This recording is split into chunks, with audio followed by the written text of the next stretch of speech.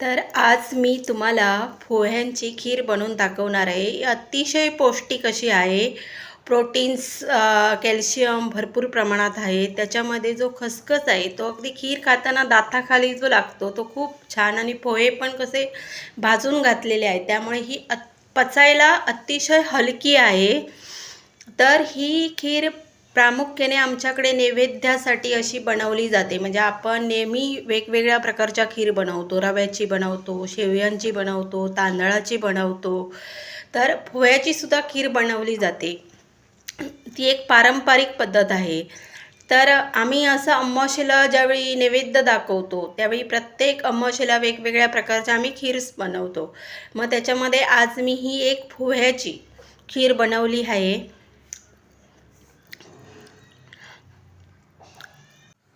तर मग ती खीर कशी बनवायची ती मी तुम्हाला दाखवते. तुम्ही पण नक्कीच बनवा आणि खा.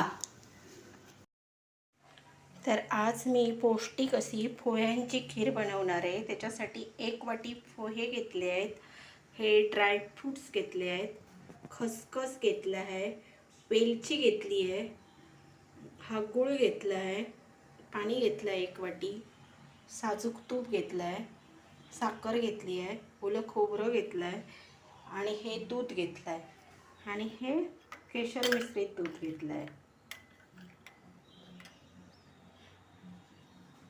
तर मी पहिले ह्या कढईमध्ये तूप टाकून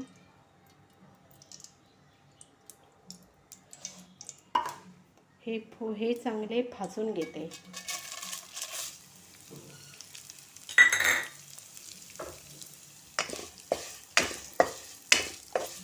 मग असे हे पोहे भाजून घेते.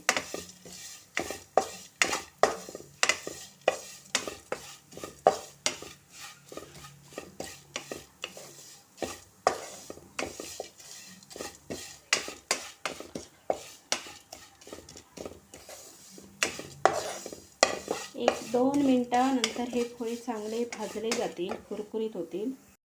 तोपर्यंत हे ड्रायफ्रूट्स कापून घेते.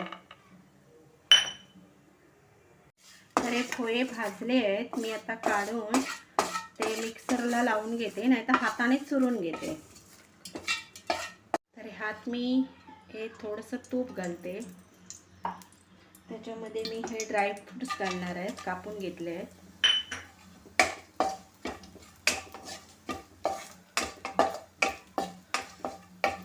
हे चांगले भाजले आहेत. त्याच्यामध्ये हा मी खसखस घालते.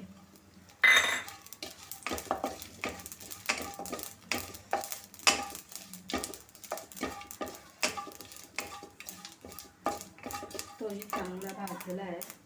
त्याच्यामध्ये मी हे 1 वाटी पाणी घालते.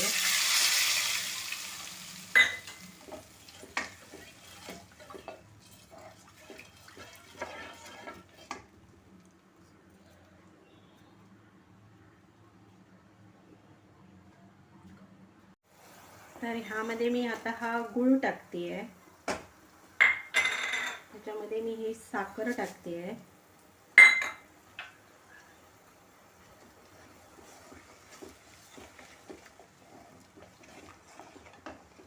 त्याच्यामध्ये मी हे वेलचीचे दाणे टाकते आहे. मी पूड करून घेतली नाही आहे, दाणे टाकते आहे, म्हणजे थोडेसे कुटून घेतले आहेत.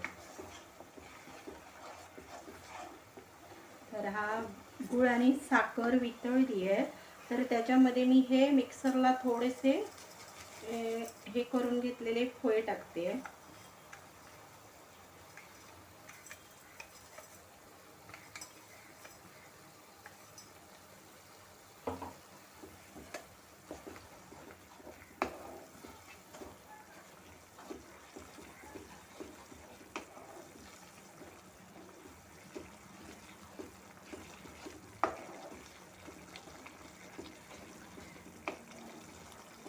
ह्याला एक 5 मिनिटं शिजू देते.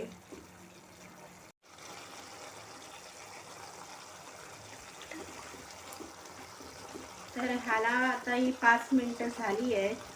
ह्याच्यामध्ये मी हे दूध टाकते. 1-2 कप दूध टाकते आहे.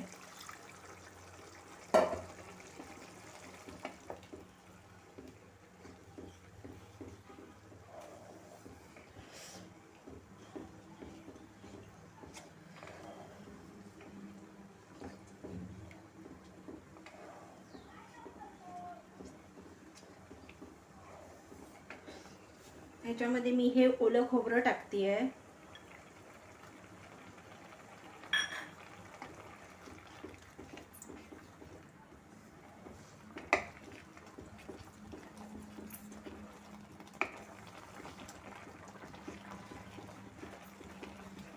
मला 1-2 मिनिटं शिजू देते.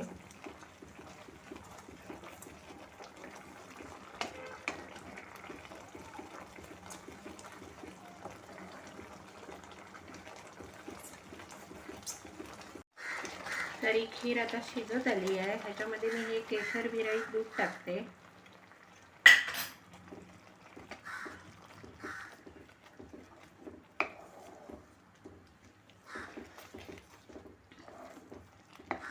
एक अर्धा मिनिट शिजवून घेते.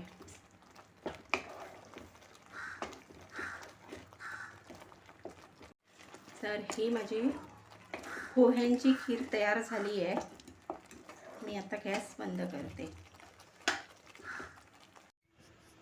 तर अशा प्रकारे माझी ही पोह्यांची अतिशय पौष्टिक अशी खीर तयार झाली आहे.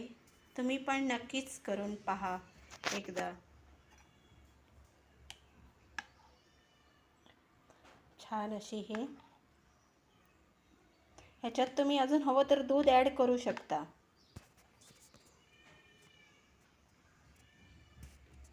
नक्कीच करून पहा. व्हिडिओ आवडला तर लाईक करा, शेअर करा, सबस्क्राईब करा.